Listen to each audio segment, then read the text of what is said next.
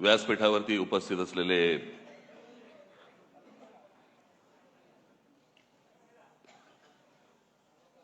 शिवसेनेचे पक्षप्रमुख उद्धव ठाकरे, माझे मित्र आणि शिवसेनेचे नेते खासदार संजय राऊत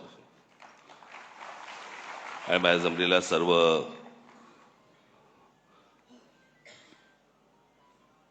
हिंदू हृदय सम्राट शिवसेना प्रमुख बाळासाहेब ठाकरे प्रेमी मराठा, निवडणुकीच्या अगोदर उद्धव आजारी पडले होते, सर्दी खोकला वगैरे. त्याच्यानंतर मी ताणून धरलं होतं.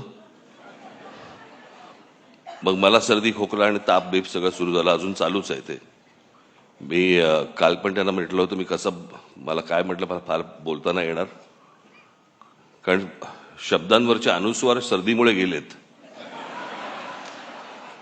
सोबवार, बगळवार वगैरे असं सगळं होतं. माझे फॅमिली डॉक्टर आहेत, डॉक्टर यादव म्हणून, मराठी यादव. हा,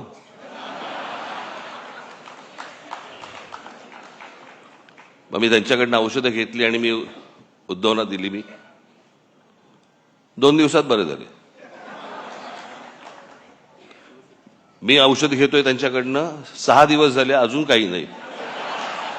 मी परवा दिवशी यांना फोन केला, म्हटलं माझ्या डॉक्टरने पक्ष बदलला की काय आईला.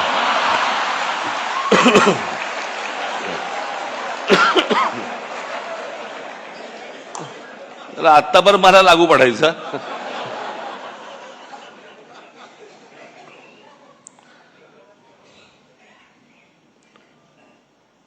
आज माननीय बाळासाहेबांचं जन्मशताब्दी वर्ष सुरू होत आहे. आज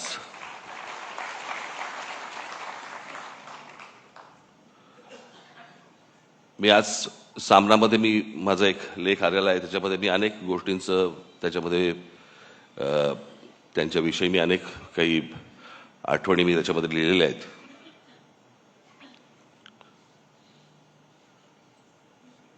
खरं तर त्या व्यक्तीला कसं पाहायचं हे अनेकदा माझ्यासमोर, किंवा त्या व्यक्तीला कसं मांडायचं हे माझ्यासमोर अनेकदा प्रश्न उभे राहतात.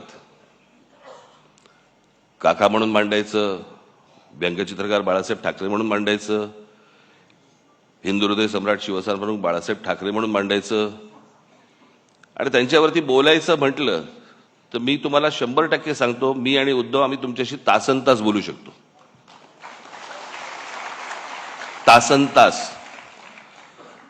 मी मागे त्यांच्यात एका तैलचित्राचं अनावरणाच्या वेळेला मी सांगितलं होतं की खूप किस्से असे आहेत त्यांचे मला सांगता पण नाही येणार. आणि न सांगण्याचं कारण म्हणजे भाषा. तुम्हाला माहित नव्हते ते काय होते ते. तुम्हाला अनेकदा भाषणांमधून अशी छोटी छोटी झलक मिळाल्या होत्या.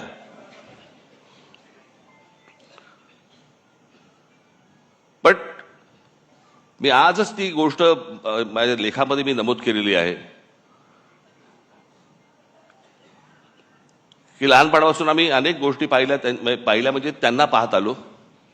बाहेर एवढं वादळ चालू असायचं, काय कुठे काही दंगली असायच्या, कुठे काही बाबा राडे असायचे, कुठे काही आंदोलनं असायची, कुठे काय काय कधी जेल, कधी काय कोणावरती काय कधी संकट येईल, सगळं बाहेर सगळं वातावरण चालू असताना हा माणूस ज्या वेळेला व्यंगचित्र काढायला बसायचा, त्या व्यंगचित्रामध्ये मला आजपर्यंत मी इतक्या गोष्टी पाहिल्या त्यांच्या इतक्या बारकाईने, मला कधी कुठचं मारकाम नाही दिसलं की बाहेर इतका गोंधळ सुरू आहे आता काहीतरी झटपट आटपा काहीतरी व्यंगचित्र काढा आणि द्या प्रिंटिंगला. कधीच नाही. मला असं वाटतं की कित्येकदा मी विचार करतो पण ते अशक्य आहे ती गोष्ट. ती जी समाधी लागणं ज्याला म्हणतो ना आपण, मला असं वाटतं अनेकदा लोकांना असं वाटत असेल त्यावेळेला, अरे एवढं सगळं बाहेर चालू आणि हा माणूस काय व्यंगचित्र काय करतोय. ती व्यंगचित्र नव्हती नुसती, ती त्या माणसाची समाधी होती. त्या समाधीत तल्लीन होणं ज्याला म्हणतो ना आपण, आणि त्या एकाग्रतेतनं त्या सगळ्या गोष्टी करणं. कुठेही पेन्सिल नाही हल्ली, का ब्रश नाही हल्ला, का कुठे बाबा त्याच्यातला विनोद नाही हल्ला. म्हणजे बाहेर एवढं सगळं वातावरण असताना त्या व्यंगचित्रातला विनोदही नाही कधी हल्ला. मी मागे एकदा एका शीर्षकाबद्दल बोललो होतो. एक तेंडुलकरांचं एक पुस्तक आहे. त्या पुस्तकाचं शीर्षक आहे, फार छान शीर्षक आहे, की हे सारं येतं कुठून. ज्या वेळेला मी बाळासाहेब म्हणून ज्यावेळेला मी विचार करायला लागतो त्यावेळेला ह्या अनेक गोष्टी ज्यावेळेला डोळ्यासमोरून जातात, खरंच प्रश्न पडतो की हे येतं कुठून, आलं कुठून. आणि म्हणून तो या देशामधल्या सगळ्या राजकारण्यांपेक्षा जो वेगळा माणूस होता, त्याचं कारणच ते होतं.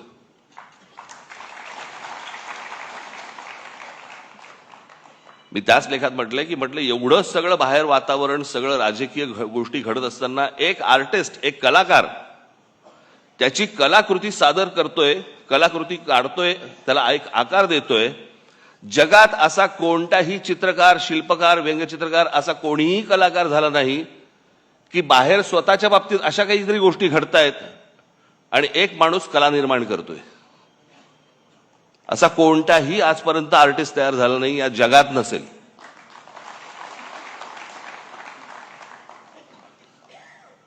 त्यांचे तर्क असायचे. मला तर आजची ही परिस्थिती पाहिली, राजकारणाची परिस्थिती पाहिली. मला आज मी त्या दिवशी माझ्या भाषणामध्ये मी म्हटलं की आज इथे बाळासाहेब असायला पाहिजे होते. पण आज महाराष्ट्राची आणि देशाची जी राजकीय परिस्थिती निर्माण झालेली आहे, म्हणजे गुलामांचा बाजार. आणि हे सगळं महाराष्ट्रामधलं सगळं चित्र पाहिल्यानंतर, कुठेही जा तुम्ही, हे सगळं चित्र पाहिल्यानंतर आज मला असं वाटतंय बाळासाहेब नाही येत ते बरं आहे.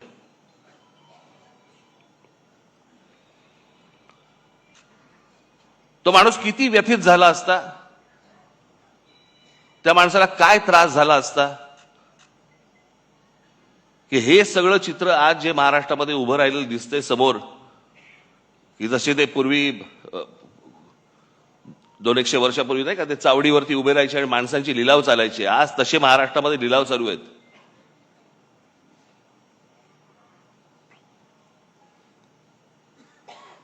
आज अनेक ठिकाणी तुमच्या बाहेरच्या सगळ्या जिल्ह्यांमध्ये, कल्याण डोंबिवली असेल, इतर ठिकाणी माझं उद्धव ठाकरे आणि माझं संजय राऊतांशी बोलणं झालं. शिसारी आली, शिसारी.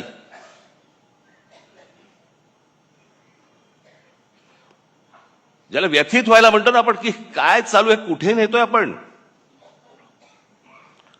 आणि आज ही परिस्थिती पाहायला माननीय बाळासाहेब नाही ह्याच्यासारखी चांगली गोष्ट नाही की तो माणूस आज हे सगळं बघायला नाहीये. तो पाहूच शकला नसता हे माणूस, की ज्या गोष्टी शून्यातनं उभ्या केल्या. आज तुम्ही बाहेरच्याही, तुम्ही बाकीच्या पक्षांमध्ये बघा, अनेक लोक तुम्हाला दिसतील की जे बाळासाहेबांनीच निर्माण केले होते.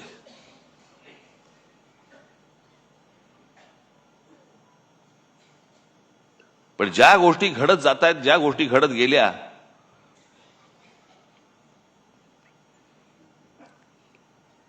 मी ज्यावेळेला बाहेर पडलो त्याच्या वेदना वेगळ्या होत्या. माझ्यासाठी पक्ष सोडणं नव्हतं, माझ्यासाठी घर सोडणं होतं.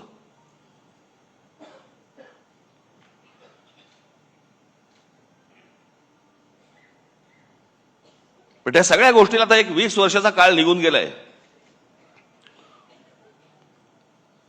अनेक गोष्टी मलाही उमजल्या, अनेक गोष्टी मला सोडून उद्धवनंही उमजल्या असतील. द्या सोडून ते आता.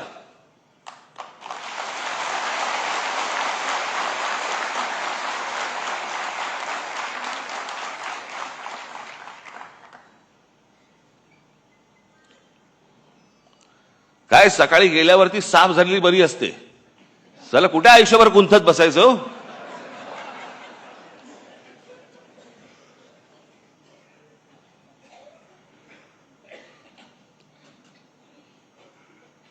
पण मला असं वाटतं की एकदा मी बाळासाहेब ठाकरे, मला एकदा ह्या विषयावर मला व्याख्यानच द्यायला आवडेल. आणि त्या माणसाचे सगळे पैलू मला तुमच्यासमोर एकदा मांडायचेत. म्हणजे ती जी आपण हत्तीची गोष्ट बोलतो ना, कोणाला शेपूट अशी वाटते, कोणाला कान अशी वाटतात, कोणाला सोंड अशी वाटते. बाळासाहेब ठाकरे तशी व्यक्ती होती. प्रत्येकाला वाटलं की हा माणूस असा आहे, प्रत्येकाला वाटलं हा असा आहे असा आहे. तो माणूस कसा होता हे जगाला कळलंच नाही. आम्ही घरातले असून आम्हाला नाही कळलं, तुम्हाला कुठून कळणार?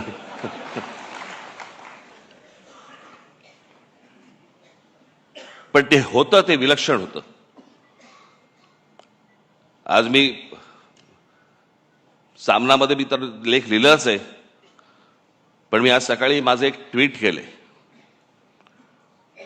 काही जणांनी ऐकलं असेल, काही जणांनी वाचलं असेल, काही जणांनी नसेल वाचलं. मला असं वाटतं की माझ्या बोलण्याची बोलणं थांबवायच्या अगोदर मी लिहिलेलं ते जे ट्विट आहे ती मी एकदा तुमच्यासमोर फक्त मला वाचून दाखवायचंय. आणि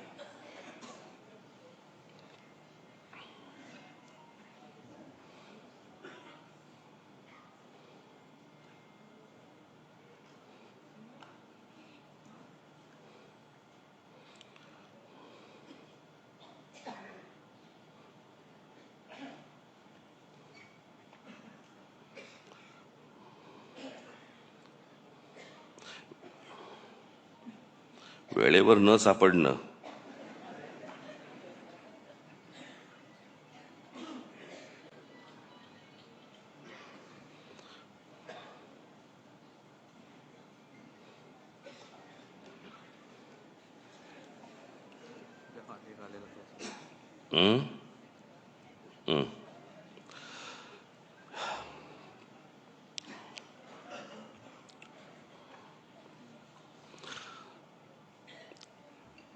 स्वर्गीय बाळासाहेबांची आज 100वी जयंती. इतिहासात जन्मशताब्दी वर्ष अनेकांची साजरी झाली आहेत आणि होतील देखील. पण एखादी व्यक्ती हयात नसताना देखील ती लोकांच्या स्मृतीत राहावी आणि त्या व्यक्तीने आज देखील एखाद्या प्रांताच्या राजकारणाला आणि समाजकारणाला आकार देत राहावं, हे दुर्मिळ. हे फक्त बहुधा बाळासाहेबांच्या बाबतीत घडू शकतं. आणि म्हणूनच बाळासाहेब 100 वर्षांनीच काय, पण त्यांच्या द्विशतकी जन्मवर्षात देखील लोकांच्या स्मरणात राहतील याची मला पूर्ण खात्री आहे. फक्त तेव्हा मात्र बाळासाहेबांचं स्मरण करणारा मराठी माणूस हा दुभंगलेला, खचलेला, पिचलेला आणि अन्याय मुकाट्याने सहन करणारा नसावा. आज निष्ठा सहज विकल्या जातात, तत्व सहज फेकून दिली जातात आणि राजकारण हे पूर्ण व्यवहारी झालं आहे. आज राजकारणातलं हे यश, हे कुठले मुद्दे ऐरणीवर आणले, प्रांतिक भाषिक अस्मिता किती धगधगत ठेवली, यापेक्षा निवडणुकीच्या राजकारणात किती यश मिळालं आणि त्यासाठी काय क्लुप्त्या वापराव्या लागल्या आणि मोजलं जातं, यावरच मोजलं जातं. बाळासाहेबांच्या काळात या असल्या अपेक्षांच्या फुटपट्ट्या नव्हत्या आणि असत्या तरी त्यांनी त्या झुगारून दिल्या असत्या. त्यांना स्वतःला सत्तेचं अप्रूप नव्हतं, पण सामान्य कार्यकर्त्याला सत्तेच्या पदावरती बसवण्याचं समाधान मात्र त्यांना मिळालं. सत्ता येते जाते. आजचे सत्ताधीश उद्या एखाद्या नामफलकापुरते राहतात, पण काही पिढ्या झपाटून टाकतील असा प्रभाव फार थोडे लोक टाकून जातात. हा प्रभाव, हीच बाळासाहेबांची शक्ती राहिली, हाच त्यांचा वारसा राहिला. बाळासाहेब दूरदर्शी होते. त्यांचा दृष्टिकोन आजही सुसंगत वाटतो आणि भविष्यातही राहील. त्यामुळेच ते कालातीत राहतील. बाळासाहेबांसारखी प्रतिभा परत कधी बघायला मिळणार नाही, हे जितकं खरं आहे तितकंच बाळासाहेबांसारखं राजकारण करणं यापुढे कोणालाच जमणार नाही, हे देखील खरं आहे. पण त्यांच्या प्रतिमेला कुठेही धक्का लागणार नाही आणि त्यांनी मराठी भाषेसाठी, मराठी माणसांसाठी उभारलेला लढा हा मात्र धगधगत राहील, हे पाहणं बाळासाहेबांच्या पुढच्या पिढ्यांच्या हातात आहे आणि ते आम्ही नेटाने करू, हा आमचा मराठी माणसाला शब्द आहे. राजकारणात कधीतरी बाळासाहेबांना पण लवचिक भूमिका घ्यावी लागली, म्हणून त्यांचं मराठी माणसावरचं प्रेम तसूभरही कमी झालं नाही, उलट ते अधिक दृढ होत गेलं. हे संस्कार आमच्यावर आहेत. मी एक शब्द आज पुन्हा देतो की आरपार बदललेल्या राजकारणात कधीतरी थोडी लवचिक भूमिका घेतली तरी ती माझ्या व्यक्तिगत फायद्यासाठी आणि स्वार्थासाठी कधीच नसेल. बाळासाहेबांचं मराठी भाषेवरती, मराठी प्रांतावरती आणि मराठी माणसावरती असलेलं जाज्वल्य प्रेम पाहून जी हजारो लाखो लोक त्यांच्यासोबत येत गेली, त्यातला मी पण एक आहे. त्यामुळे बाळासाहेब आणि मराठी या 2 शब्दांवरती माझी आणि माझ्या महाराष्ट्र सैनिकांची श्रद्धा, प्रेम तसूभरही कमी होणार नाही. स्वर्गीय बाळासाहेबांना श्रद्धांजली.